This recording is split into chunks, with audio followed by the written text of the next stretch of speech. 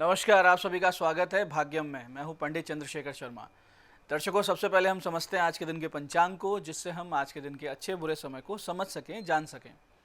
आज दिनांक है 29 दिसंबर सन 2023, विक्रम संवत 2080 चल रहा है। पोष मास है, कृष्ण पक्ष है, हेमंत ऋतु है, तिथि द्वितीया है। सुबह 8:02 तक आगे तृतीया तिथि लग जाएगी और आज का वार है शुक्रवार। आज राजयोग है। आज के नक्षत्र की बात करें तो पुख्य नक्षत्र पूरे दिन और रात्रि 3:10 तक रहेगा। आगे आश्लेषा नक्षत्र है। योग आज विधृति है पूरे दिन और रात्रि 2:27 तक। तो आज का दिन आध्यात्मिक कार्यों के लिए अच्छा है, लौकिक कार्यों के लिए मिला जुला समय। करण गर है सुबह 8:02 तक, आगे वनिज करण रहेगा शाम 8:50 तक, उसके बाद में विष्टिकरण है।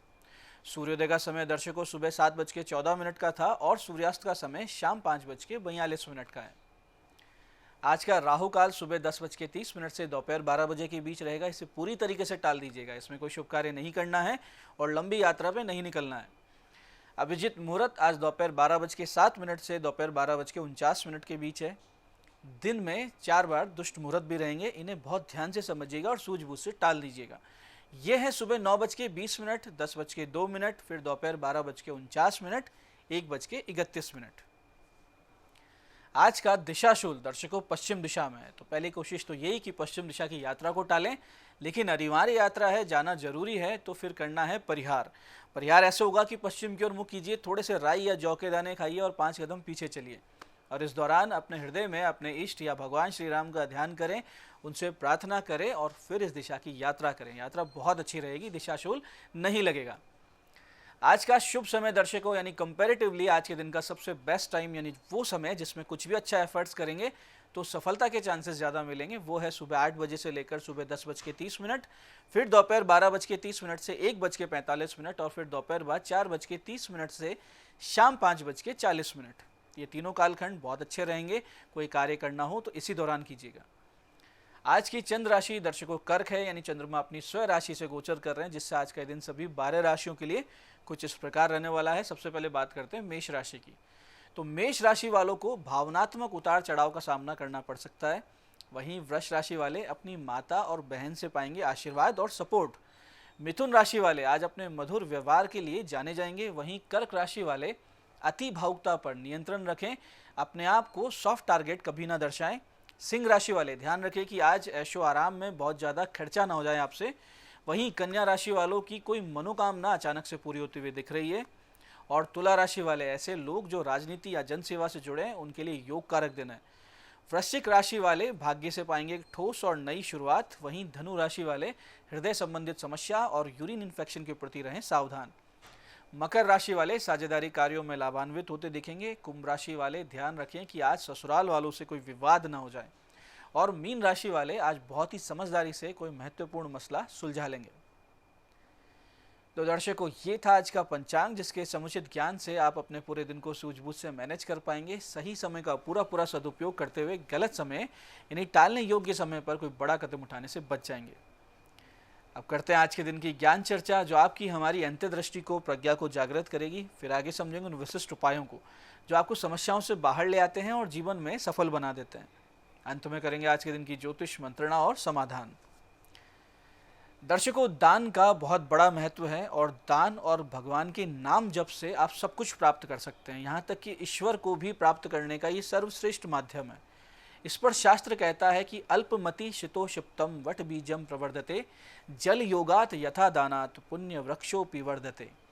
इसका अर्थ ये है कि जमीन पर डाला हुआ छोटा सा वट वृक्ष का बीज जैसे जल के योग से बढ़ता जाता है, ऐसे ही पुण्य वृक्ष भी दान से बढ़ता जाता है। इसलिए आइए समझते हैं कि किस माह में, किस हिंदू माह में, हिंदू कैलेंडर के कौन से महीने में कौन सा दान श्रेष्ठ फल देता है। देखिए दर्शकों, चैत्र माह में भगवान के चित्र, पुस्तकें और वस्त्र दान करने से सौभाग्य की प्राप्ति होती है। वहीं वैशाख में मालपुआ, गुलगुले का दान पुण्य जागृत कर देता है। ज्येष्ठ मास में छाते का दान कामना पूर्ति कर देता है और आषाढ़ मास में चंदन और कपूर का दान जो है वो भाग्योदय करवा देता है। श्रावण में वस्त्र दान आपकी उन्नति ला देता है। भाद्रपद में गुड़ का दान स्वास्थ्य प्रदायक होता है। अश्विन मास में घी का दान करने से रूप और तेज की प्राप्ति होती है। वहीं कार्तिक में दीप दान से ज्ञान उत्पन्न होता है और माघ शीर्ष में लवण दान यानी नमक के दान से सौभाग्य की प्राप्ति होती है।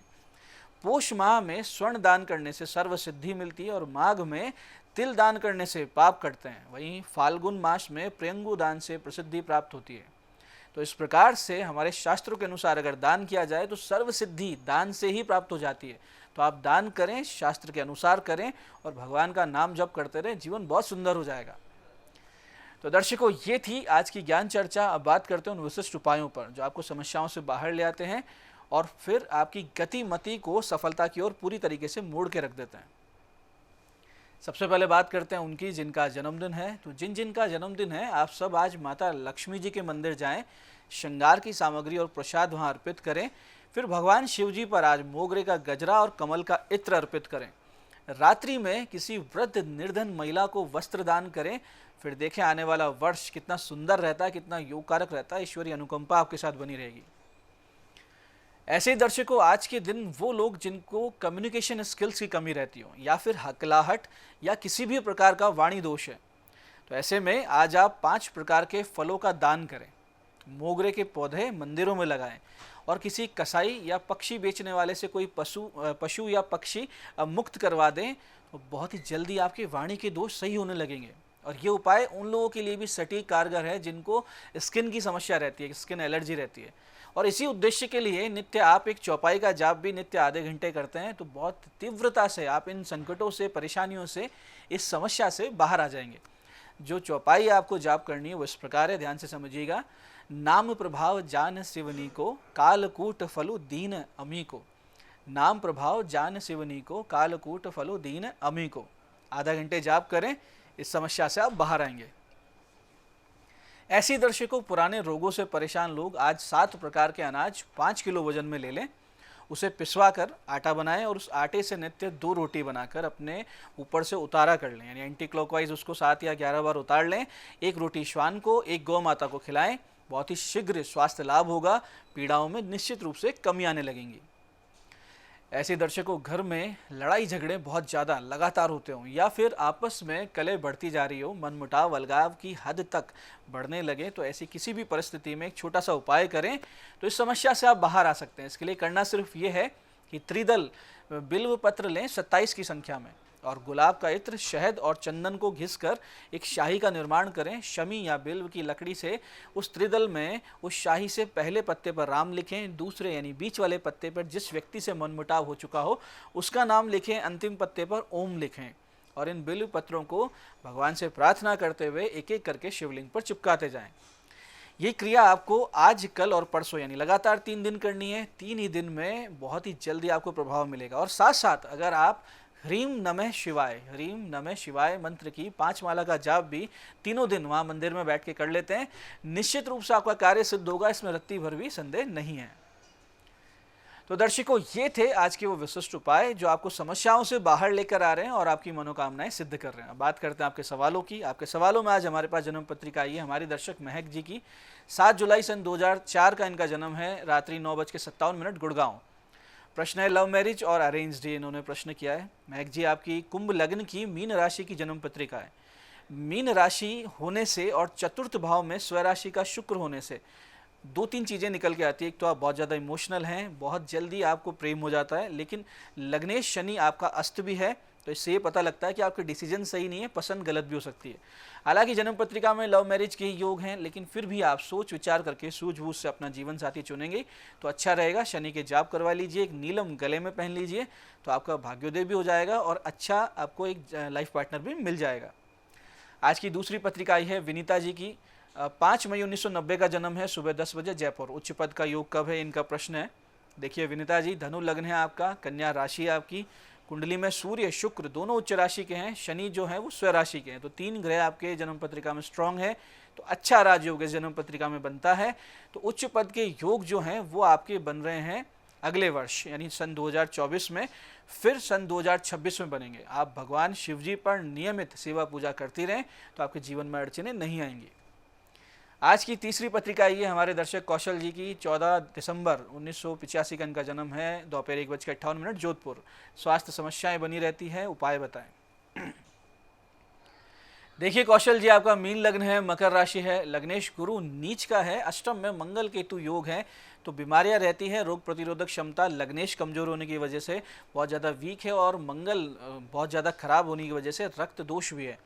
आप गुरु और मंगल के साथ साथ गुना जाप करवा लीजिए, एक मूंगा और एक पुखराज पहन लीजिए।